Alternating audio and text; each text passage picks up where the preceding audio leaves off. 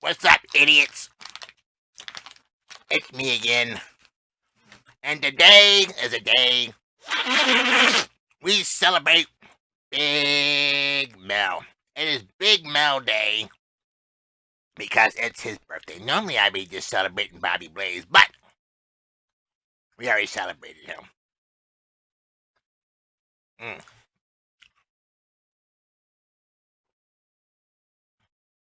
Big Mel. The only Grand Slam champion in WPA currently. He's won all the active titles here in WPA. And, I mean, he's won the world title. He's won the IC title. He's won the United States title. Actually, he was the most dominant United States champion. He was the Jermaine Walker of the United States title for a while. Where was I? He's won the TV title, Trios title, multi-time, tag team titles, and the Game Changer titles. He's also the first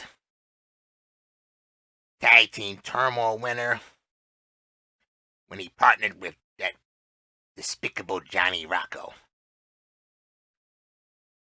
And today, we celebrate him because he's to be celebrated. And you know, honestly, he doesn't really get his flowers the way he should. I mean, that guy kind of deserves his flowers. I mean, yes, Jermaine Walker, multi-time world champ. Right now holding 2 championships. But we always talk about him. We should be talking about Big Mel. He's the first person to get the Grand Slam. Jermaine Walker hasn't done that yet. He should be celebrated. And so we here have declared September 5th Big Mel Day. Granted, we'll be celebrating all week, but we're going to celebrate him. Right, Flip? No means no. I'm sorry I bought you that device. Anyway, on to why we're here today. As we talk about the action from last week. And we had Game Changer action as Johnny Rocco took on the Blueprint Jackson Aries after putting Starling J and her sew-in into a cage with no food and tried to gag her, but it didn't work. That girl just won't shut up. But Jackson Aries was able to defeat Johnny Rocco and free the love of his life. And then he went on to challenge Captain Mexico. Now that was a dumb move. About as dumb as him selecting Starling J as a girlfriend. But Captain Mexico defeated Jackson Aries and then went on to face the Beast in an open challenge. Now the Beast did defeat him and then went on to take on the Lunatic and slay her. And that's where we sit now. Currently with the Beast as the Game Changer champion. And he's already issued his first challenge. And, well, hey, we'll see how that goes. You know, sometimes we like to see multiple matches in the Game Changer. It just shows a back and forth. So we're gonna see what happens. Pull this up right now. Okay. Yeah, we had a ton of Bruno matches, so we're not gonna talk about them. Our first match was Money MF and Mike taking on the Emperor 2K Anomaly, and neither competitor showed up in the ring. And then, out of the blue, from under the ring, the Emperor showed up once the bell rung for... I don't know why the ref rang the bell, but he showed up, climbed in the ring, and then waited for the ref to count to 10, and was awarded the win. That's a sneaky motherfucker, I tell you what. I sound like Johnathan now. I tell you what. Yeah. In our next match, we had the notorious JP DiMaggio versus Casper 2779, and it was kind of a match of the night nominee as they went toe to toe, and Notorious one came out victorious over Mr. Boo. Yeah, for that. Now, Katsukori's opponent didn't show up, so Katsukori got the opportunity to take the night off and sit down on commentary. And provided some insights. You know, he was asked who he would like to face next on the Trios Championship, and he named off a ton of lists. He had a list. Unfortunately, none of those people were on that's on his list are going to be his competitor next. Now, the Messiah took on Luscious Lucius, and Musty was able to pin the fat ass bitch that is Luscious Lucius and claim victory, which is pretty cool.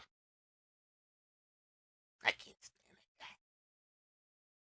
Now, number one contender to the world title, Money, took on number one contender to the TV title, the pinnacle of humanity, Adrian Christopher, and they fought to a time limit draw.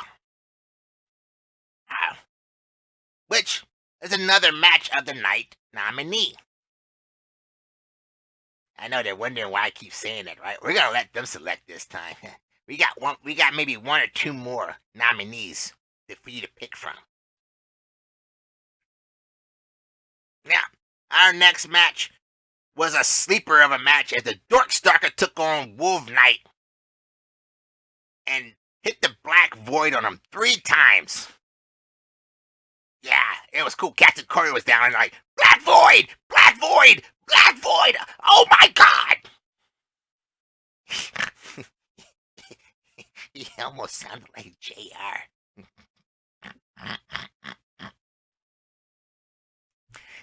But, yeah, but that Black Void is kind of deadly. But it took him longer in that match than it does for him in the sack. From what I hear. Now, James Altrez took on former Intercontinental Champ, South Bronx Savage. And James Altrez was able to come out on top and defeat him. Now, if that had only been the Intercontinental Championship, James Altrez would be the Intercontinental Champion. But we moved on after that to our number one contender matches, and our first one was for the Tag Team Championship. And we had Polish Power teaming up with Lycan Umbris versus the Killer Goons, Big Mal, Mr. Grand Slam, the sponsored athlete, Jayla Masters, the toughest SOB in WPA, versus Sinister, the Beast, and the Ronin versus Crusher LB and Shepherd Bay. You can see where this one's going. Now, during the match, Polish Power seemed to have control as he had Crusher LB, but he got a little distracted from the returning First Lady Alexa Leslie, who showed up ringside yelling at him. Because if you remember, he tried to challenge her when she was out with an injury. No, scared ass. Now, the distraction did cause a blind tag by Jayla Masters, who was smart enough to see that he was close enough to tag, and he went in and took care of Crusher LB and pinned him.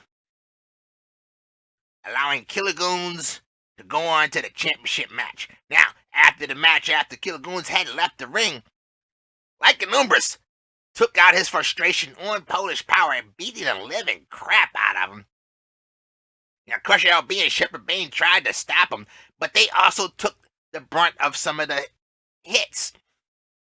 You know, he got hit, Lycan got hit with a chair, and it didn't even seem to faze him. Either that, or he's just too dumb to know what pain is.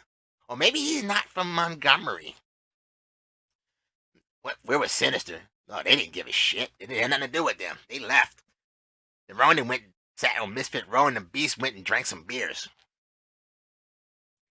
Now, our next number one contender match was to decide who would be in a triple threat title match, and there was the Idol Steve Sampson versus Cloudy Diggs versus Sterling J.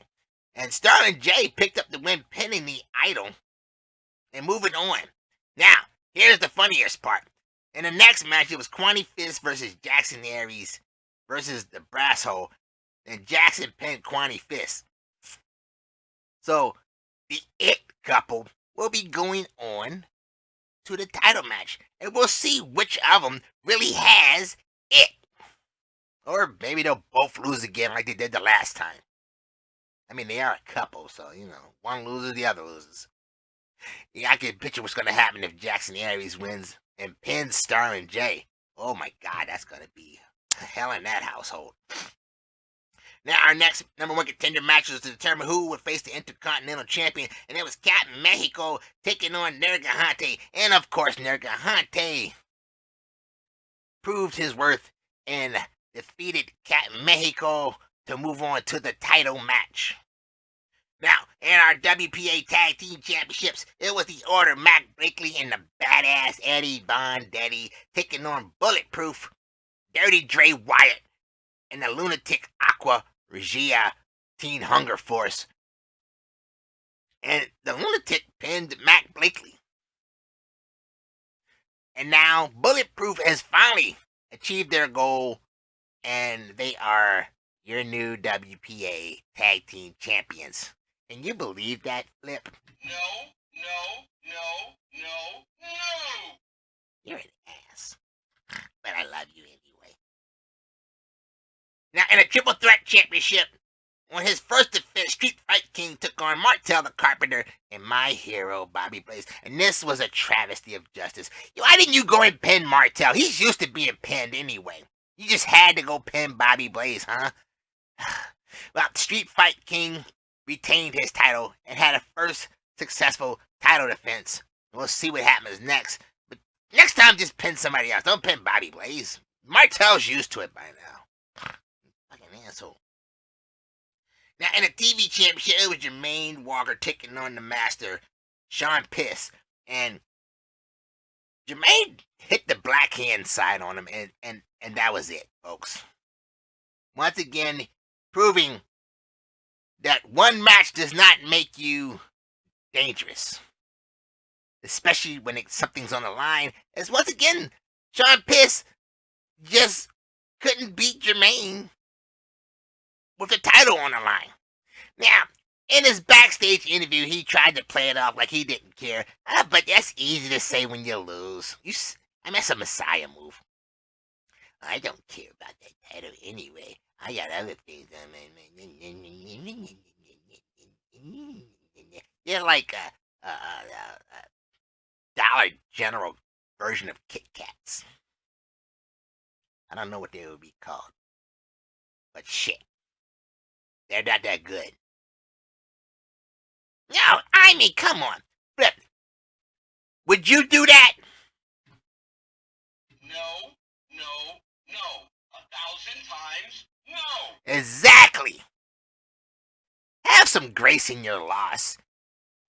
And you know what else is funny? He can't beat Big Mel. You think if he had that problem with anybody, that'd be who it is. But no, he just sucks up to Big Mel. He's so great. I can't beat him. He just beats me all the time. I mean, Big Mel's tired of hearing him. He doesn't even want to face him. He's so tired of beating him so much. Like, if it was his child, Big Mel would put Sean Piss up for adoption. It's ridiculous. Guy has no backbone. Just take the loss. You lost. It's over. Now it's over.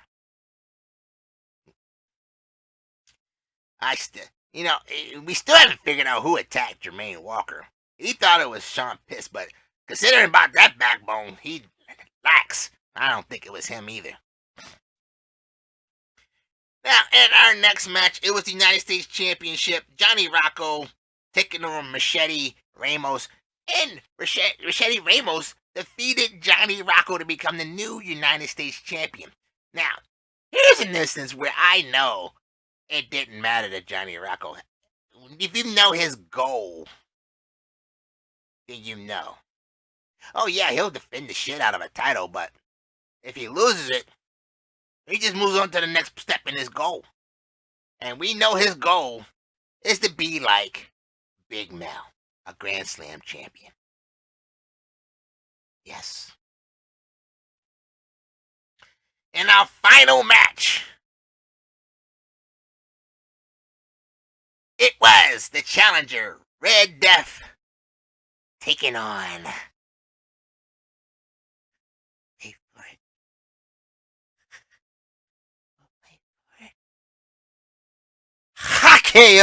Jason Shepard. And Red Death was able to defeat Hakeo and become your new Intercontinental Champion. Now, as we have stated previously, we are trying to cater the show around the announcement of matches. Although sometimes we may come on before. If we can do it afterwards, we're going to try. Now, we would have been on earlier, but we had a power outage here, and Flip's not that electrically inclined. You know what I mean? No. Okay. But we do have the matches for Victory Road. And in our first match, it'll be the number one contender for the TV title, the pinnacle of humanity, Adrian Christopher, taking on Money MF and Mike, if he has the balls to show up this time in our first match. And then we have the Brass Hole taking on the Emperor 2K and Liam. I wonder if he'll do the same trick again. Cloudy Diggs will take on the returning Super Champion King. Lycan Umbras taking on the badass Eddie Vendetti. That should be a very interesting match. That should be a good one. Now, we will have some number one contender matches. For the Triple Threat Championship, it'll be Casper 2779 taking on Lippy Luscious Lucius versus Shepard Bane. And then in match 2, the Ronin Shonen Campbell will take on Crusher LB and Lady Assassin. Now, for the WPA Tag Team Championship, Martel the Carpenter and My Hero Bobby Blaze will take on the Idol Steve Sampson and Kwani Fist. I predict a win for the OVE, as Bobby Blaze will help. No doubt. They will go on to face Tag Team Champions. They'll be Tag Team Champions. And our WPA Intercontinental Championship number one contender match, it'll be Mac Blakely taking on James Altras. Oh, that should be a good match. Oh, yeah. Yeah. Now, we will have a fatal four-way match as the First Lady Alexa Leslie takes on Polish Power and Hakeo, Jason Shepard, and Wolf Knight to determine who will be the next person to face the world champ, Jermaine Walker, and a number one in a championship match. As requested, and I will be reffing, we will have a WPA street fight between the South Bronx Savage and the Mr. Muster, Sean Piss. Yeah, yeah. You know, that guy cracks me up. He's like, I want an IC match. I want an I. Every time he says it, the more he says it, the further down the card the asshole booker puts him. Now, of course, the asshole booker did seem very interested in these. That's why he asked yours truly to ref that match. That way, there won't be no further shenanigans between the two. Now, in the Trios Championship, we have Captain Mexico, the Messiah, and Cass and Corey defending their titles against Sinister, David the Beast Smith, the Darkstalker, and Johnny Rocco. OMG. Hold on. I need a break.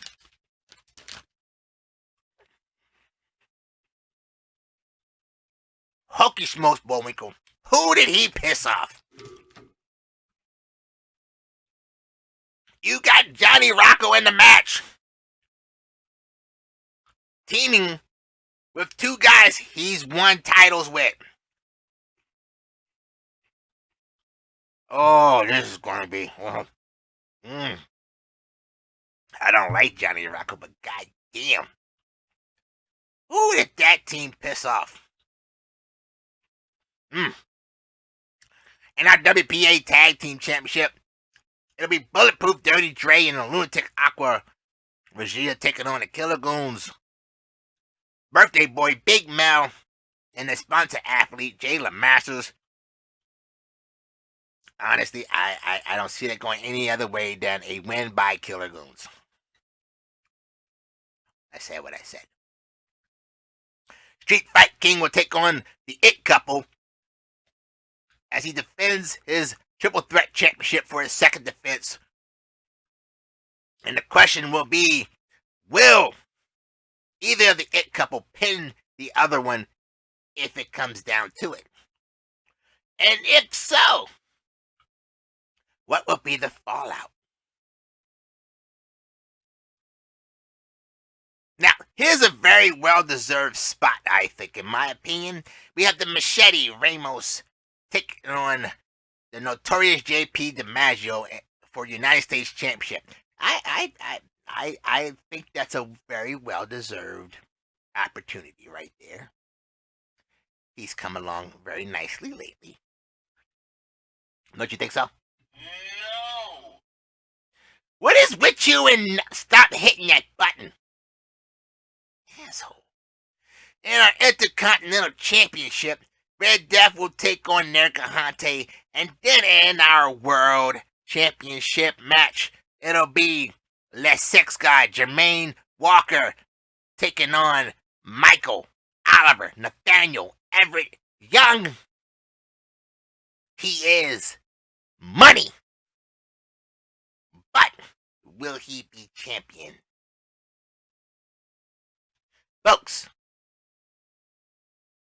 although today is Big Mel Day, we would be remiss if we didn't remind you that this month is the WPA anniversary. Meaning, we're coming up on a 2-week tour. From city to city. From South Park to Glendale. From Townsville to Fairfield, Birmingham. Birmingham.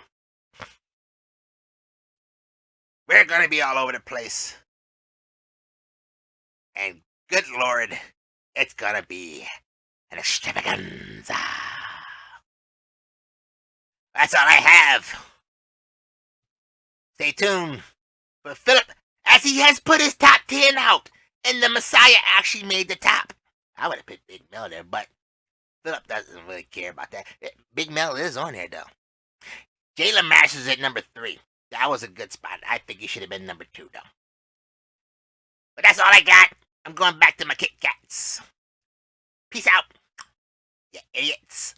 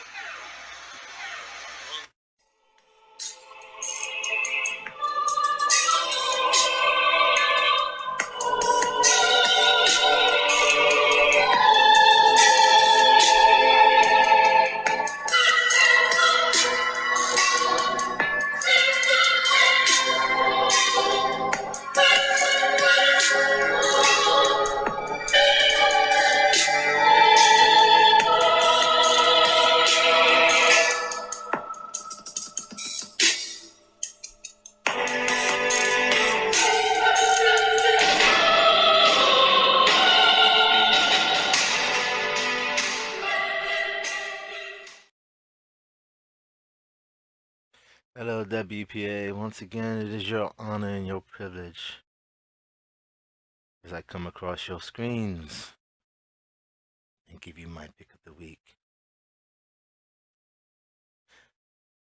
Before I do so, I would like to say a happy birthday to Big Mel, Mr. Grand Slam. It has been my honor to watch your matches,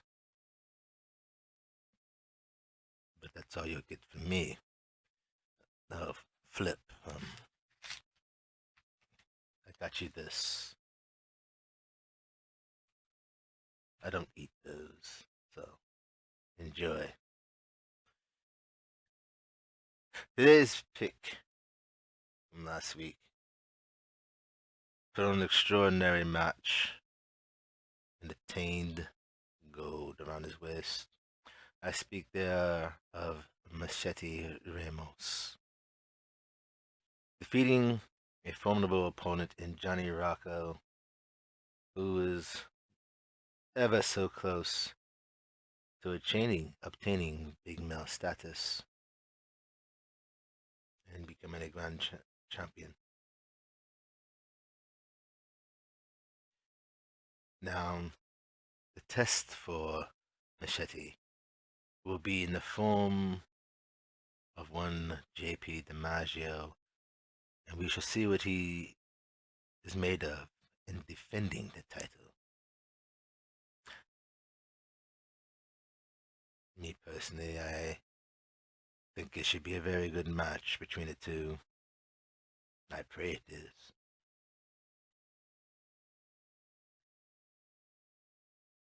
Machete seemed to be able to counter the moves from Johnny Rocco and take advantage of even the slightest little error in moves Johnny made. It is not an easy task to do. You had to figure that at some point in time, Johnny's luck would run out.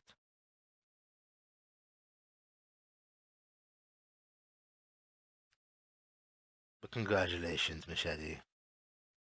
You've earned that title. Wear it well. Defend it well. Defend it like a true champion. But that is all I have for today. What's that, Flip? Why are you talking to me? Yes, you're welcome, Flip.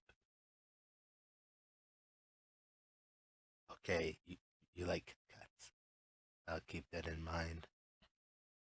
Until the next time we meet again, folks, I bid you a good day.